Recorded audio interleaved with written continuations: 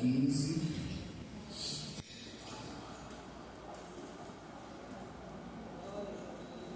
Para que o ar dê vazão, é preciso que feche as portas.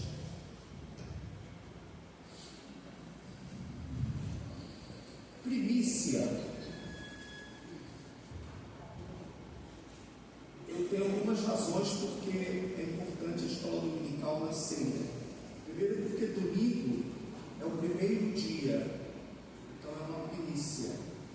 Domingo é o dia do Senhor, nós dedicamos à casa do Senhor.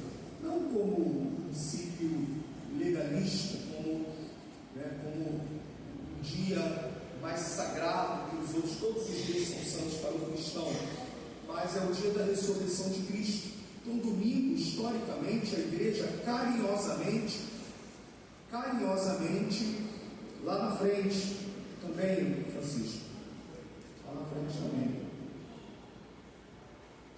domingo, carinhosamente, primícia, é o primeiro dia, então é um dia dedicado, então o cristão tem que olhar sim o domingo com carinho, para ver a igreja, e segundo, para ver a sua igreja.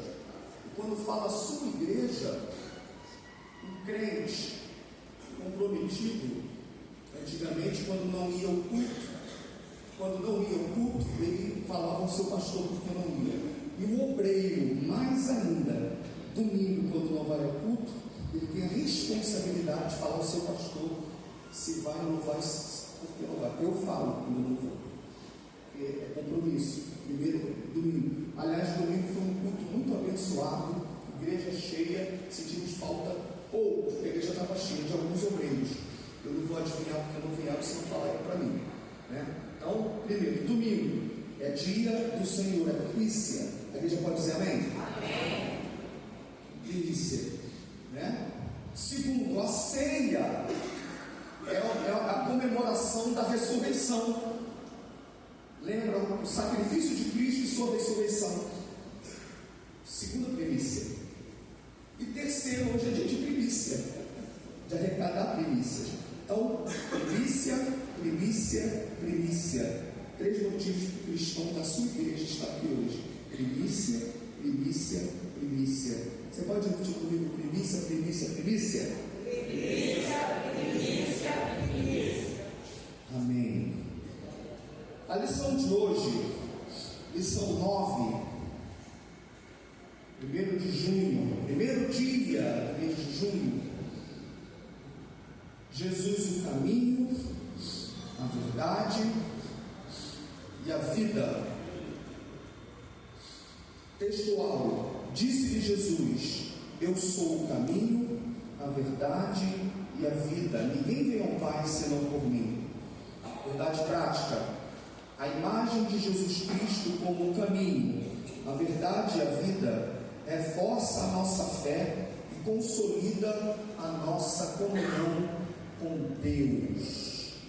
Vamos à leitura bíblica em classe, Evangelho de João, capítulo 14, do 1 ao 15. Evangelho de João, capítulo 14, do 1 ao 15. Queria participação da igreja, mas sai para fora, o dia está só começando, né? O dia está só começando. Evangelho de João, do 1 ao 14. Eu vou ler os ímpares, convido a igreja a ler os pares. Até o 15, perdão. Não se turbe o vosso coração. Credes em Deus, crede também em mim. Na casa de meu pai há muitas moradas. Se não fosse assim, eu coloquei hoje vou preparar um lugar. E se eu for e vos preparar lugar, virei outra vez e vos levarei para mim mesmo, para que onde eu estiver, estejais vós também.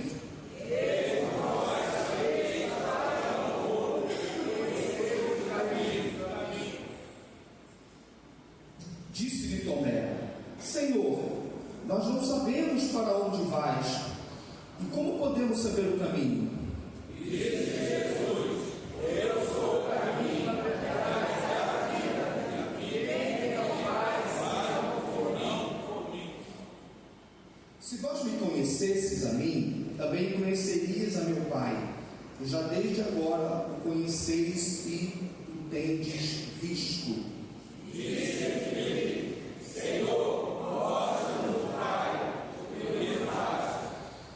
Disse-lhe Jesus: estou há tanto tempo convosco e não me tendes conhecido, Filipe? Quem me vê a mim, vê o Pai. E como dizeis tu, mostra-nos o Pai? Não vejo que eu sou do Pai, e que o Pai está em mim. As palavras que eu vos digo, não as digo em mim mesmo, mas o Pai que está em mim é quem faz as obras.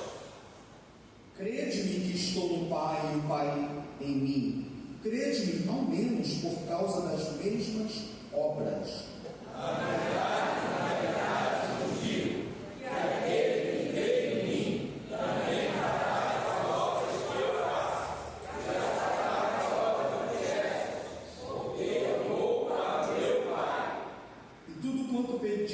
Em meu nome eu o farei, para que o Pai seja glorificado no Filho.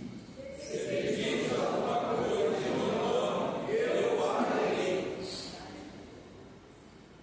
Vamos ler todos juntos o 15? Se me amardes, guardarei os meus mandamentos. Nós, para entendermos um texto, temos que entender o seu contexto. E na lição passada, quando eu estava ministrando para os irmãos, eu havia dito que o que está acontecendo do 13 e culmina com a oração do 17 foi a última ceia de Jesus com os seus discípulos no cenáculo. O outro evangelho nos diz que foi no cenáculo. Então, foi uma ceia longa. Ela começa no capítulo 13 e vai até o 17. E eu disse semana passada, que eu já dissera muitas vezes nessa igreja, que nós temos 3 anos, do 13 ao 17, naquela longa ceia. Ação, sermão, na ordem. Ação, sermão e oração. Do 13 ao 17. Ação, sermão, oração. E a ordem eu dissera domingo passado, e como tenho dito muitas vezes nesta igreja, a ordem está correta. Ação e depois sermão. Como dissera o evangelista Lucas, escrevendo no livro histórico de Atos: fiz o primeiro tratado ao excelentíssimo Teófilo acerca de tudo quanto Jesus começou a fazer e a ensinar. Então Jesus primeiro fazia e depois ensinava. Fazer e ensinar. Por isso que a ordem aqui está correta: ação, sermão e oração. A igreja vai responder. Nós estamos analisando do 13 ao 17. A lição passada foi o 13. A lição de hoje é o 14. Está tudo acontecendo numa mesma situação. Ação. Qual foi a ação de Jesus? Perfeito, meu irmão. Jesus lava os pés dos discípulos. A ação. Depois ele aplica essa ação. É a aplicação. Ele explica o que ele fez. Aí, vamos dizer, a pregação de Jesus começou aí. O longo ensino. Eu vos dei exemplo. Jesus começa a ensinar. Aí começa. Capítulo 13. Capítulo 14. Capítulo 15. Vai no ensino. E é um ensino difícil para Jesus, porque ele sabia que em pouco tempo ele estaria sendo entregue para ser, ele mesmo entregou sua vida para ser crucificado. Dali, o 17, ele termina com a oração.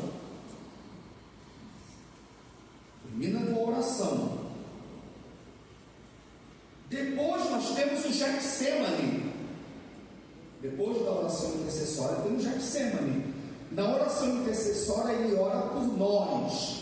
No Getsemane ele ora por ele mesmo, mas pensa em nós. Por isso que ele fala: se possível, afasta de mim esse cálice. Todavia não se faça a minha vontade, mas a tua. Ali mesmo orando por ele, Jesus pensa em nós. Então, irmãos, por isso que é importante nessa lição de hoje nós nos situarmos. Está tudo acontecendo nessa ceia que foi longa, do 13 ao 17. Aí, no final do 13,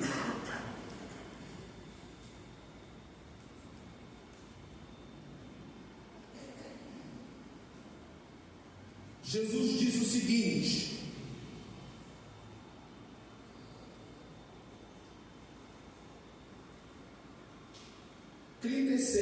perguntou-lhe Simão Pedro: para onde vais? Respondeu Jesus: para onde eu vou, não podeis agora seguir-me, mais tarde, porém, me seguirás. Disse-lhe Pedro: por que não posso seguir-te agora?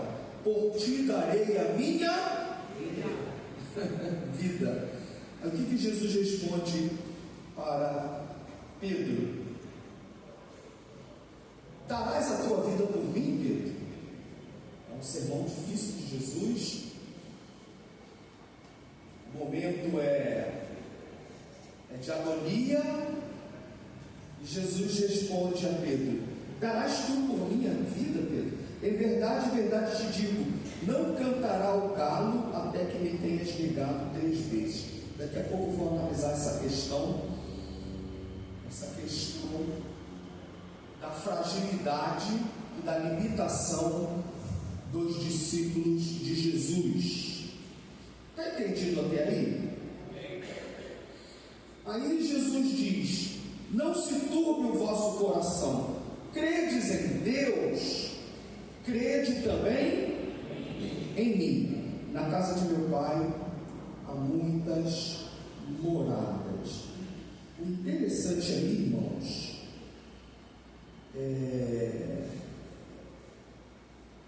que Jesus está num momento difícil. Quem estudou a lição observou que o próprio comentarista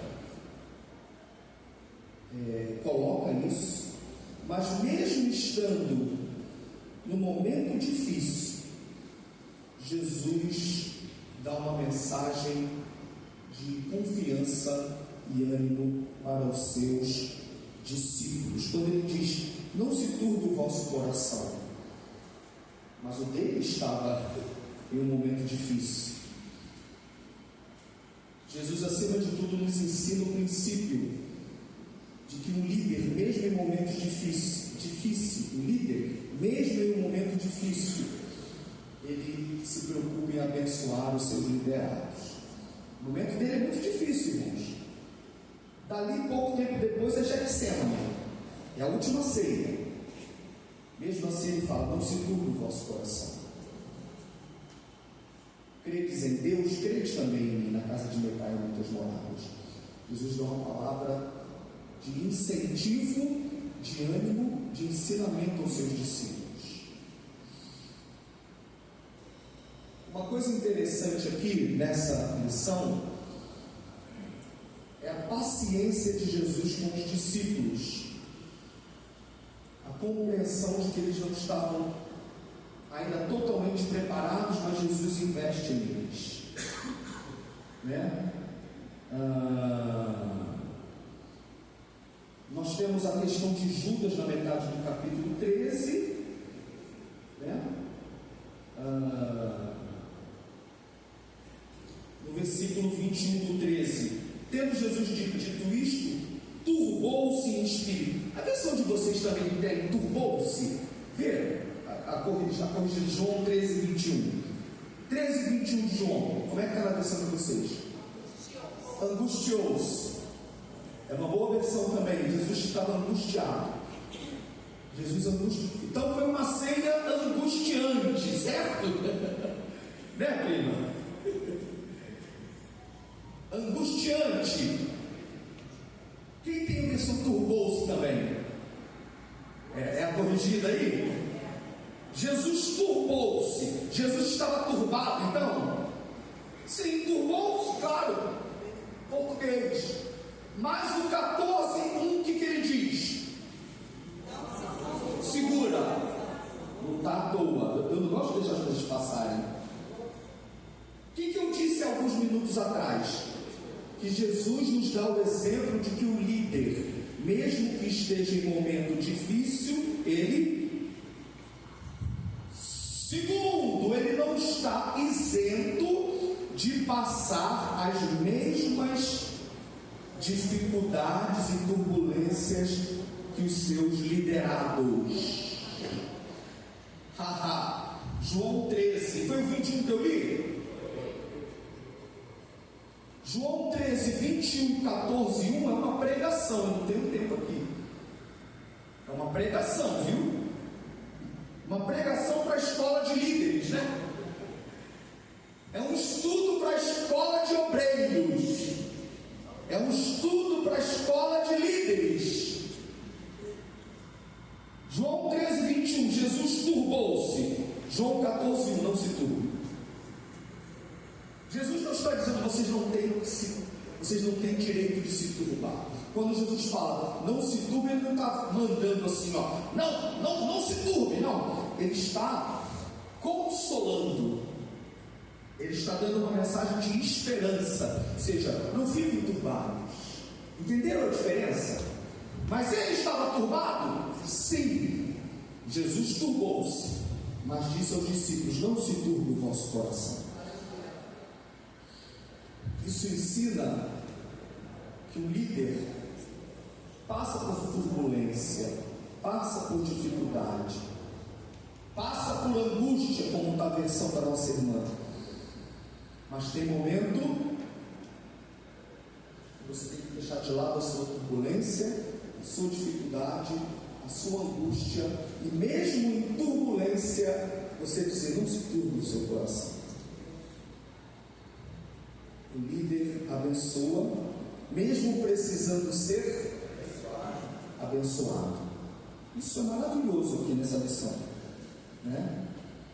Ser líder é isso. Ser líder não é vir à obra só quando não está em turbulência. Ser líder é fazer mesmo estando em turbulência. Ser líder é liderar, é abençoar mesmo quando o momento está difícil. Aliás, isso foi ensino de terça-feira, no culto de ensino, né? Culto de ensino. Jesus turbou-se, mas ele falou, não se turbe o vosso coração. Se fôssemos deixar para fazer a obra só quando a maré está calma, só quando tudo tivesse em tranquilidade, nós não faríamos. Os que foram, nós entramos no culto de terça-feira, nós entramos no seu trabalho. Se fôssemos fazer a obra só com a maré mansa, ninguém faria. A geração dos que realmente fazem a obra crescer é a daqueles que fazem mesmo quando em turbulência você tem que aconselhar alguém no gabinete, numa igreja, dizendo não se turbe.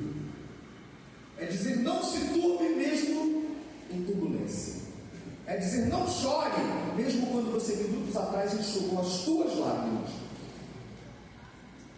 É dizer, Jesus vai te dar vitória, mas você na noite anterior disse, Senhor, me dá vitória. Essa é uma pergunta não tão fácil de fazer, e não se preocupe em responder, mas estás disposto a ser um líder assim? É com líderes assim que a obra cresce. É com obreiros assim que a obra não sofre. Quem sabe a frequência da igreja estaria melhor agora. Em dia de ceia. Então, irmãos,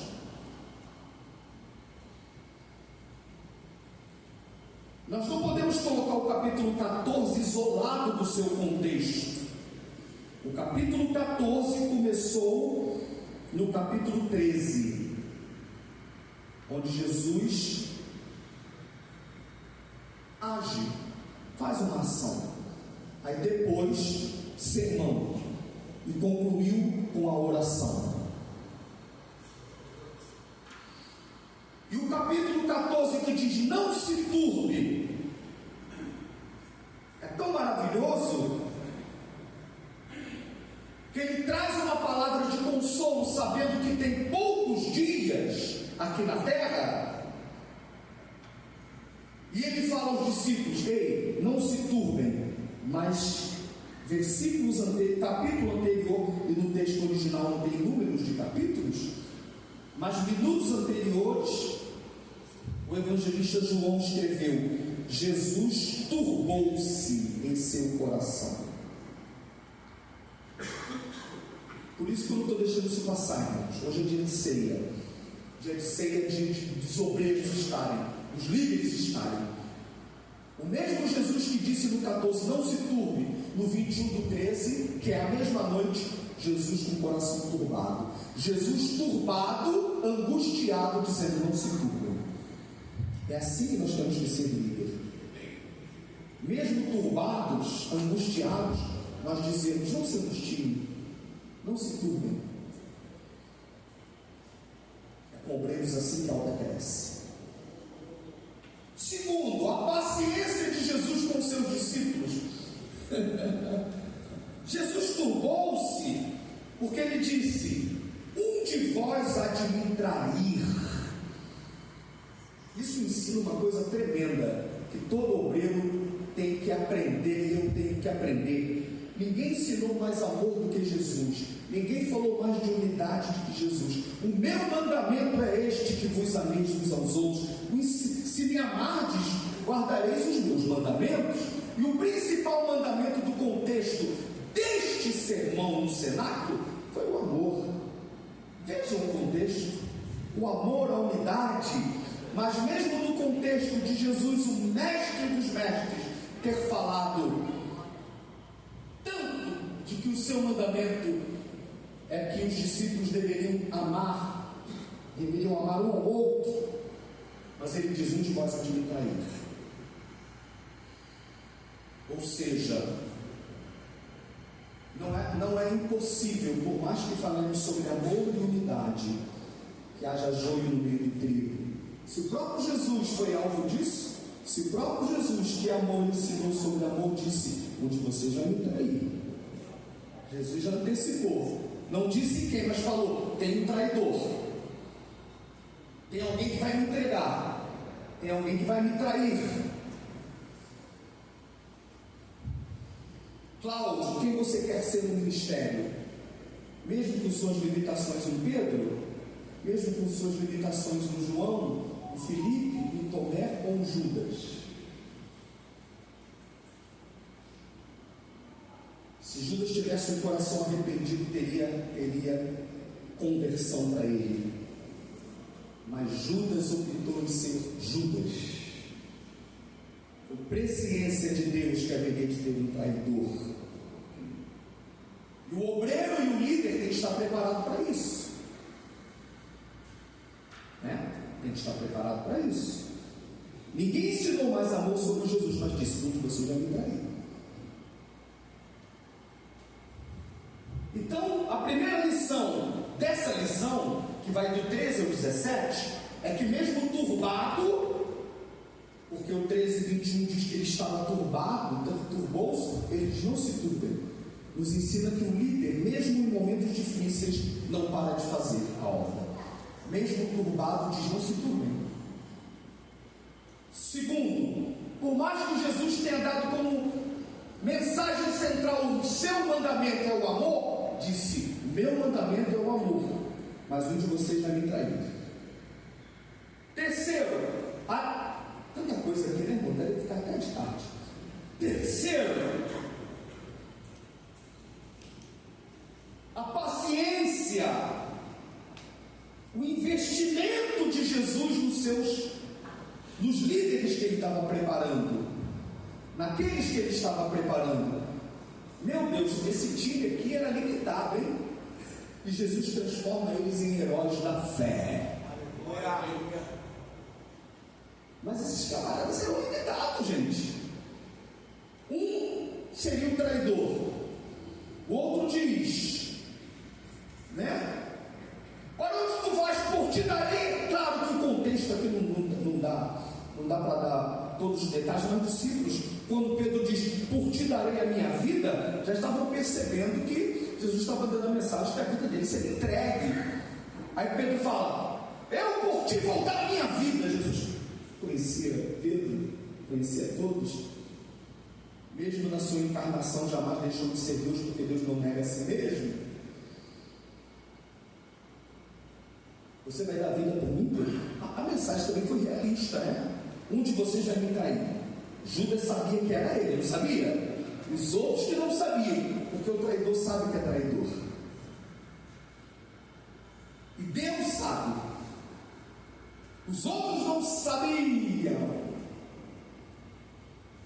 Aí, primeiro é esse. Segundo, Pedrão. Mas Pedrão não era traidor, Pedrão era emocional, emotivo, mais sincero, verdadeiro.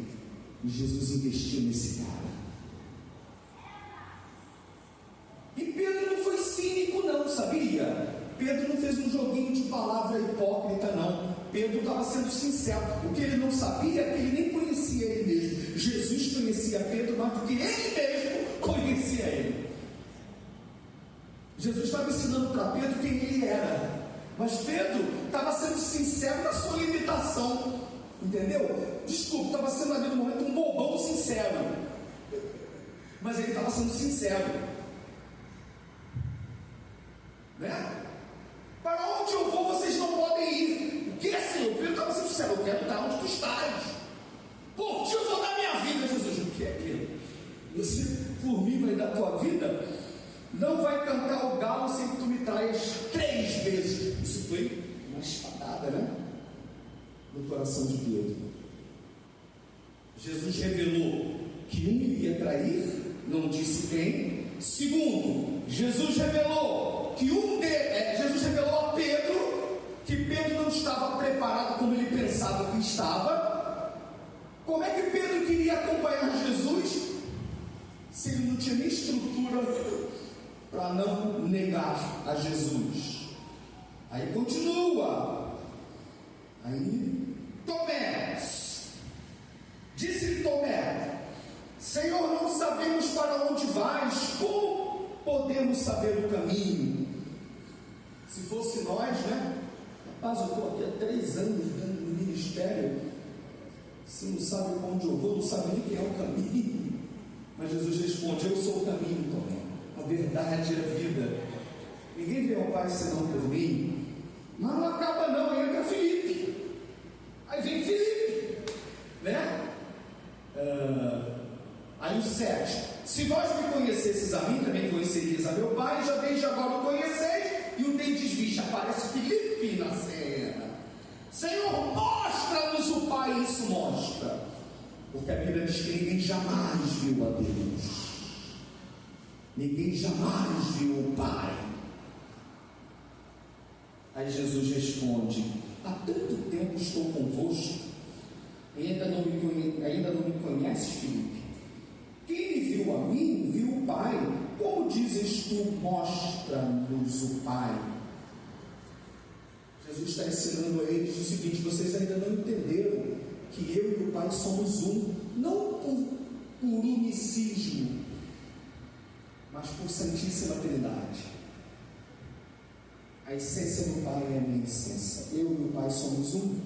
Quem me vê está vendo o Pai, porque eu sou a encarnação de Deus, representante vivo do Pai. Mostra-nos o Pai, isso basta. Jesus está dizendo, eu estou convosco, não me tendes visto. Ou seja, o Pai ninguém viu. Como o Pai ninguém pode ver, o Deus Filho deu-se a conhecer. E deu-o, ou seja, o Pai a ser conhecido. E na semana que vem, até lá, se a igreja não for arrebatada, o Espírito, como promessa de vir. Eu, Filho, sou Deus revelado. E deixo a vocês a promessa da vinda do Espírito. Veja como o Senhor investiu nos seus discípulos. Sabe o que isso me faz ver? Que ainda tem esperança para mim. Ainda tem esperança para você. Também você se acha tal, nós não somos não, nós somos muito limitados. Se estamos fazendo a obra, é pura e exclusivamente pela graça, pelo amor e pela misericórdia do Senhor. Mas Ele não desiste de você, Ele investe em você, Ele te aperfeiçoa. Você crê nessa palavra? Fale com o seu irmão, se puder e quiser. Há esperança para nós.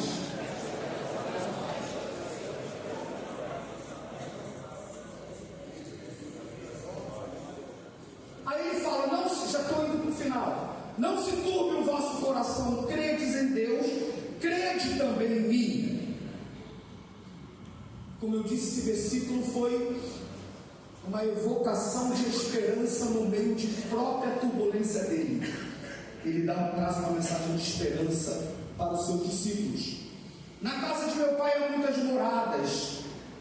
Se não fosse assim, eu vou teria dito. Na minha versão tem ponto e vírgula, vou preparar-vos lugar. Na versão corrigida parece que diz vírgula, pois vou preparar-vos lugar.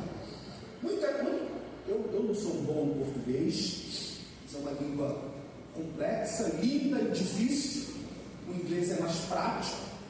Também não sei inglês, mas a gramática do inglês é bem mais fácil, direto, objetivo. Por isso que tornou-se uma linguagem universal, tanto pelo mundo britânico como pelo mundo norte-americano. Ela é mais objetiva, né? Mas a língua portuguesa é uma das mais ricas do mundo, né? E muita gente não interpreta direito esse versículo por causa do português. Isso me faz lembrar o meu tio Daniel, que é expert em português, ele ama o português. Mas não tem jeito, tem que entender mesmo isso aqui. A gente tem que entender isso aqui. Não se turbe o vosso coração, ponto e vírgula. Credes em Deus, crede também em mim. Isso aqui está no presente do indicativo, né? Credes, o crede está no presente do indicativo, é uma afirmação. Eu creio, o que mais? Tu crês, ele crê, nós cremos, vós credeis, não é isso? Eles creem. Jesus está afirmando, credes em Deus? Na versão da linguagem internacional, na linguagem de hoje, coloca você, eu não gosto muito dessas versões não, mas para entender o português, não gosto muito dessas versões que mudam muito, mas está assim, ó, vocês creem em Deus, creiam também em mim. É isso que está dizendo. Ele está afirmando, credes em Deus, ou seja, vocês creem em Deus, não é? Crede, aí o imperativo, certo? Credes, crede. Vocês creem, creiam. Está entendido? Credes em Deus, crede, imperativo também em mim. Já que vocês creem em Deus, creiam também em mim. De forma que quem diz que crê no Pai tem que crer no Filho. E quem crê no Filho, automaticamente crê no Pai. É isso que está dizendo. Credeis em Deus, crede, ou creiam também em mim. Na casa de meu Pai há muitas moradas. Se não fosse assim, eu não teria dito. Parou aí.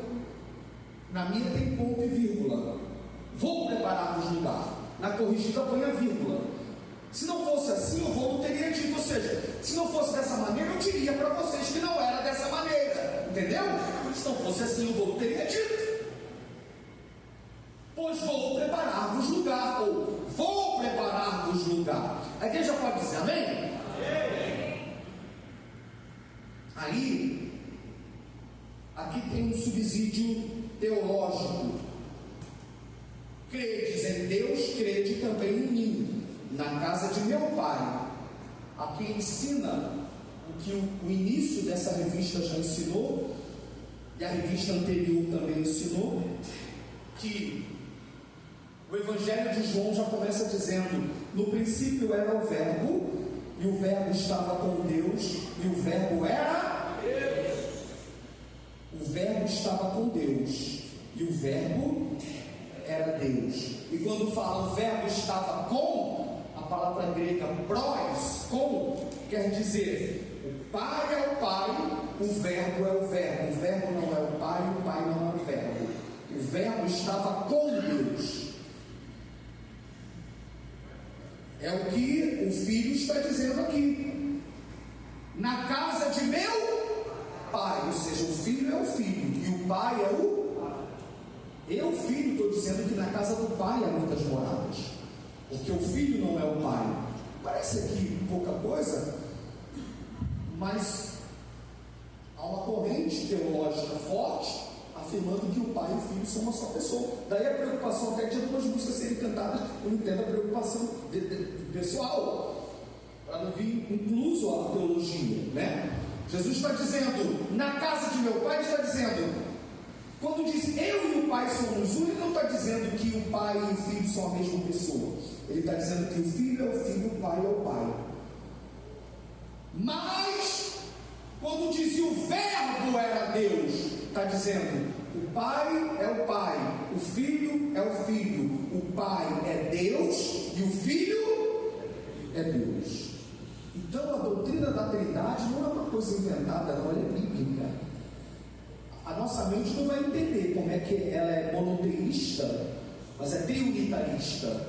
É um só Deus na pessoa do Pai, do Filho e do Espírito Santo. Amém? Amém.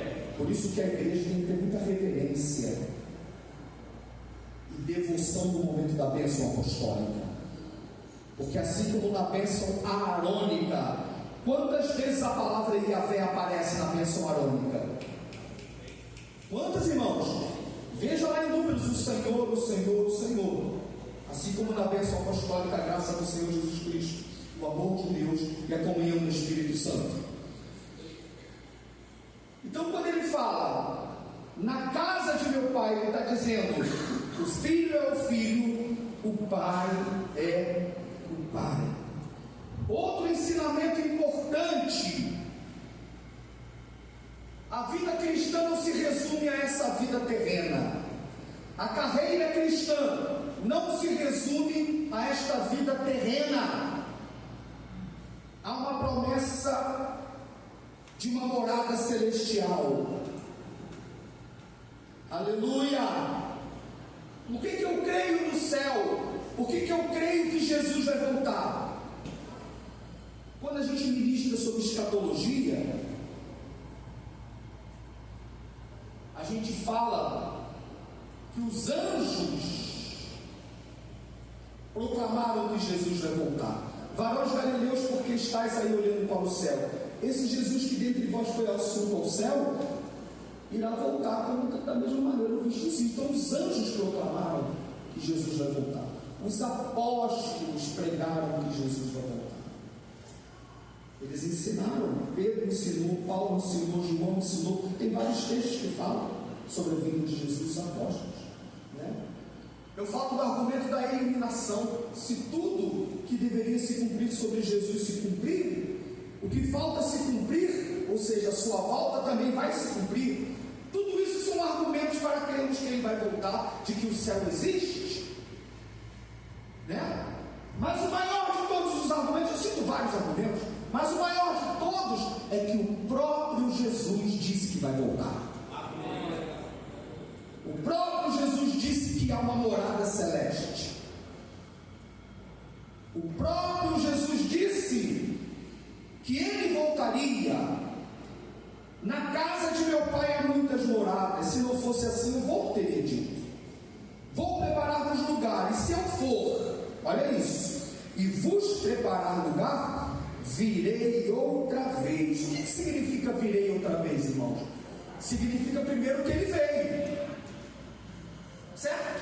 Ele veio a primeira vez, foi a primeira vinda. E quando ele diz virei outra vez, significa haverá a segunda vinda de Cristo. Quantos creem na segunda vinda de Cristo? Por que eu creio na segunda vinda de Cristo? Estamos no ano 2025 e até agora nada. Não se apresse, 1000 anos para Deus é como um dia como 1000 anos. Não passou nada para Deus ainda. O que eu posso dizer é que passaram milênios até que ele viesse a primeira vez. E ele veio. E se ele veio, pode ficar tranquilo. Se ele não vier, tu vai. Eu prefiro que ele venha. Mas se ele não vier, a gente vai. Né? Mas eu creio firmemente na volta de Jesus. Quantos creem na volta de Jesus? Virei outra vez. E ele fala mais ainda: e vos levarei para mim mesmo. Ele não fala só vai levar para um lugar, ele fala vai levar para ele. Isso é diferente, irmão. Levar para um lugar já é bom, porque ele fala: na casa de meu pai há muitas moradas. Já é bom. Na casa de meu pai, eu vou levar vocês para casa. Não é só isso. Ele não está dizendo apenas: eu vou levar vocês, olha aqui a mansão, está aí, fiquem. Não é isso que ele falou. Ele falou: vos tomarei para mim mesmo. Vocês entenderam a diferença? Para que, aí ele explica: para que onde eu estiver, estejais vós também. Hino cantado pelo pastor Paulo César Brito. O céu há muitas coisas que um dia anseio ver, suas 1000 belezas fausto de esplendor. Quem conhece? Mas ao transpor a celestial, os Samués aí conhecem, com certeza. Morada de prazer completa. Livre-se. Primeiro eu quero ver. Eu amo os hinos. Primeira verdade, eu amo os hinos. Eu ouço hinos. Cara, tem músicas culturais, tá? A gente não é bitolado. Mas primeiro eu amo hinos. Segundo, eu amo hinos antigos. 2, amo os hinos mais. Se eu amo todos os hinos, segundo, eu amo mais ainda os hinos antigos. E terceiro, eu amo mais ainda os hinos antigos que falam do céu, Nova Jerusalém, virar outra vez. Esses aí então é pastelista, né? Primeiro eu quero ver meu Salvador, né? Aí Jesus fala: vos tomarei para mim mesmo, porque a igreja é noiva, irmãos. Se a igreja é noiva, Jesus está dizendo: ei, eu vou levar vocês para mim mesmo, e vai ter as bodas do Cordeiro, e onde estiver o esposo estará a esposa. Tanto tempo, Jesus falou: porque me vistes, crestes, bem-aventurado aqueles que não, mas creram. Aleluia. Arrebatamento da igreja. Depois que a igreja for arrebatada, vai se cumprir: para que onde eu estiver estejais vós também.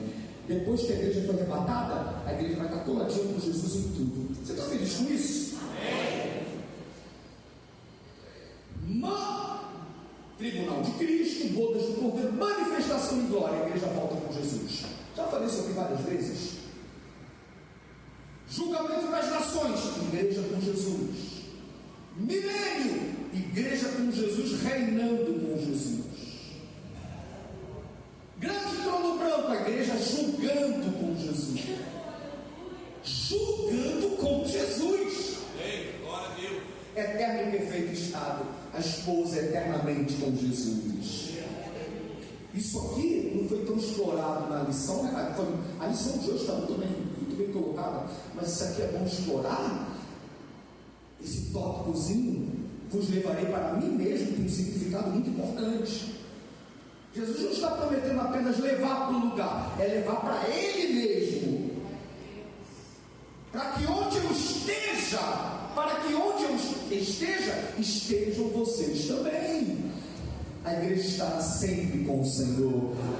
Quantos glorificam o Senhor por isso, irmãos? E para fechar, para nós cearmos com essa gloriosa esperança, e a ceia lembra isso. A ceia é o memorial da morte e do retorno de Jesus.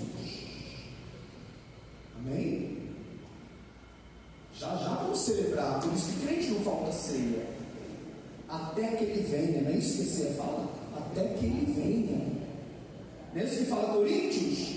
Ou seja, lembra a morte, mas lembra o seu retorno, sua ressurreição e o seu retorno. Eu sou o caminho e a verdade e a vida, ninguém vem ao Pai senão por mim. Foi bem colocado na lição de hoje, nós lindo isso. Eu sou já mostra a divindade. Então, por isso quando ele fala eu sou caminho, quer dizer, é único, que leva a Deus. Eu sou verdade, é a única verdade absoluta. Eu sou vida, única vida terrena e vida eterna, porque está ligado ao eu sou. Ego em mim, que é a tradução grega da palavra hebraica anihu. Eu sou o caminho. Não é um caminho, é o eu sou que está dizendo. Glória a Deus, irmão.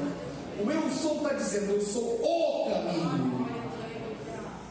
Aí Hebreus fala, Hebreus 10, cheguemos-nos pois com ousadia, entremos no Santo dos Santos pelo novo e vivo caminho que Ele consagrou pelo seu sangue. Jesus é o caminho que nos leva para Deus. Ou o homem chega até Deus por Jesus Cristo, ou não chega a Jesus, ou não chega a Deus, Pai, porque Jesus é o caminho. O eu sou é o caminho. Glória a Deus. Único mediador entre Deus e os homens. Por isso que devemos pregar o Evangelho, não baseado nessa teologia contemporânea, maligna, que fala que se a pessoa tiver princípios cristãos, poderá chegar a Deus. Ela pode continuar lá no espiritismo, no budismo, na idolatria. Importante ter um coração cristão. Já tem pastor dela pregando isso, irmãos. A igreja tem que ter cuidado com seus valores, suas doutrinas. Importante é ter um coração cristão, ter um coração puro. Você respeita os ensinamentos, fica aí mesmo, Deus vai dar um jeito. Não! Eu sou o caminho. Por isso que Atos capítulo 4, me lembro aqui agora, versículo 12, Pedro, pós-ressurreição de Cristo, pós-batismo com o Espírito Santo, que negou Jesus 3 vezes como Cristo tinha profetizado, mas 3 vezes ganhou o perdão e disse: apacenta as minhas ovelhas. Ele diz: e em nenhum outro há salvação, porque debaixo do céu nenhum outro nome há dado entre os homens, pelo qual importa que sejamos salvos. Por isso que Jesus fala: eu sou o caminho. Depois diz: eu sou a verdade, aletheia no grego. Não sou uma verdade, eu sou a verdade. E é o oposto de mentira. Jesus define a si mesmo como verdade. Isso lembra lá o Evangelho, o mesmo Evangelho de João, capítulo 8, 32, diz: e conhecereis a verdade, e a verdade vos libertará. Mas no 36 ele diz: se pois o Filho vos libertará, verdadeiramente sereis livres. A letéria está no original aí, verdadeiramente, verdade, verdade. Isso é lindo. Eu sou o caminho, sou a verdade. Aí ele fala: conhecereis verdade, e a verdade vos libertará. Quer dizer que a mentira, se a verdade liberta, a mentira. Vamos lá, irmãos, já vamos para a ceia. Se Jesus falou: conhecereis a verdade vos libertará. Se a verdade liberta, a mentira aprisiona, escraviza. Isso é verdade, isso é verdade. Porque a pessoa que vive na mentira, ela está escrava da mentira. Por quê? Porque ela tem que mentir para justificar a sua mentira. Aí vai outra mentira para justificar outra mentira, e fica sendo escrava da mentira, até que Jesus liberte. Conhecereis a verdade, e a verdade vos libertará. A verdade é o princípio, e segundo pessoa.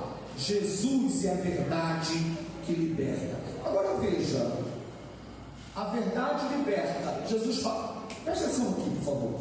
A verdade liberta, Jesus liberta, certo? Não é isso que está escrito? A verdade liberta, Jesus liberta. Logo, Jesus é a verdade. Ponto. Conhecereis a verdade vos libertará. Verdade. Aí ele fala: se o Filho vos libertar, então o Filho liberta, a verdade liberta, o Filho liberta, logo, Jesus é verdade. Por isso que ele fala: eu sou a verdade. Louvado seja Deus. A verdade revelada, a verdade teológica, a verdade de vida.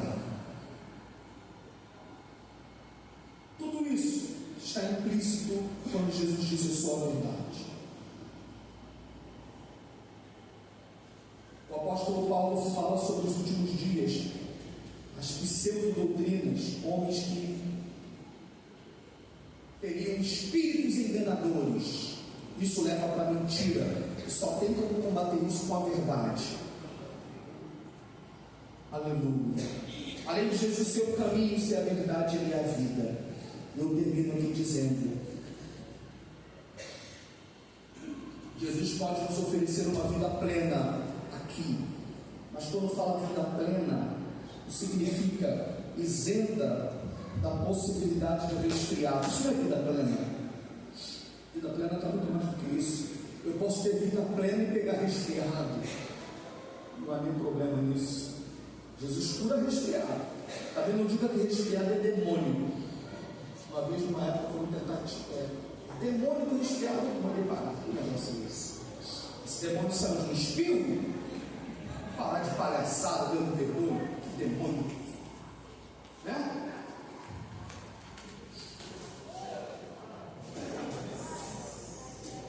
Claro, algumas enfermidades são causadas por demônios, mas o pessoal fica falando a torta e a direita, essas coisas por aí. Quando fala vida plena, não quer dizer que você está isento de pegar uma resfriada. Jesus cura resfriado, quem crê? Mas está sujeito a resfriado, como um suco de acerola. Quem gosta de outra coisa aí que é bom? Hã? Brócolis, toma brócolis, não é gostoso, não toma. Põe com a acerola, fica gostoso? A acerola é maravilhosa, né? Docinho. Mas toma um antialérgico, toma uma boristina, né? Vida plena não é ausência de limitação. Vida plena não é ausência da possibilidade da enfermidade. Tem heróis da fé que partiram combatendo contra a sua enfermidade internado, mas não tiveram a sua fé. Eu disse sexta-feira na oração, no dia que recebemos a notícia, na madrugada, né? Que um nobre pregou aqui nesse culto, o pastor Cláudio Androu, um respeitado e amado no Brasil, fora do Brasil. Mas dizer que esse homem estava com falta de fé ou pecado, você tem coragem? Eu não tenho, não. O homem estava desde janeiro internado, lutando contra uma enfermidade. Mas mesmo lá, ele estava com vida plena. A vida plena vai além dos nossos. Vida plena não é a limitação medíocre, antibíblica da teologia da prosperidade. Prosperidade é uma coisa, teologia da prosperidade é outra. A teologia medíocre e antibíblica, de que diz que vida plena é dinheiro no bolso o tempo todo, nenhum resfriado, nenhum problema, isso não é vida plena. Vida plena é plena comunhão com Cristo, apesar das circunstâncias em que você se encontre. Eu tenho que ter honestidade, e quando estiver aqui, vou pregar isso. É claro que Jesus abre porta, é claro que Jesus cura toda enfermidade. verdade, mas vida plena vai além disso, irmão. E que Deus levante mais pastores que tenham a coragem de pregar isso. Amém? Amém. Assim seja, concorda, mas eu tenho convicção do que eu estou pregando. Que a teologia de Eliané Cabral, Antônio Gilberto, Gesiel Gomes, a teologia, todos esses homens creem em milagre e cura, mas vida plena é além das coisas terrenas. Estou firme apesar de, glória a Deus, apesar de que ter que lutar com uma circunstância, minha vida é plena. Apesar de que ter que lutar contra essa enfermidade, minha vida é plena. É isso que a Bíblia diz. É isso que a verdadeira doutrina diz. Vida, isso é vida abundante. Glória a Jesus. E Jesus continua salvando, curando, batizando com o Espírito Santo. Em breve vai voltar. A maturidade vai pregar sempre isso. A maturidade vai ensinar sempre isso. Louvado seja Deus. Eu sou o caminho, eu sou a verdade e eu sou a vida. Ninguém vem ao Pai senão por mim. Deus abençoe a sua igreja. Deus abençoe a sua vida, no nome precioso de Jesus Cristo. Você pode dizer amém? Glória a Deus. Pai amado, a tua honra, glória e louvor para todo sempre. Vamos para a segunda parte, a ceia do Senhor. Os nossos corações estejam abertos àquilo que tu ainda tens para nós. Em nome de Jesus, amém. Deus abençoe os amados irmãos. Fiquemos de pé. Glória a Deus. Vamos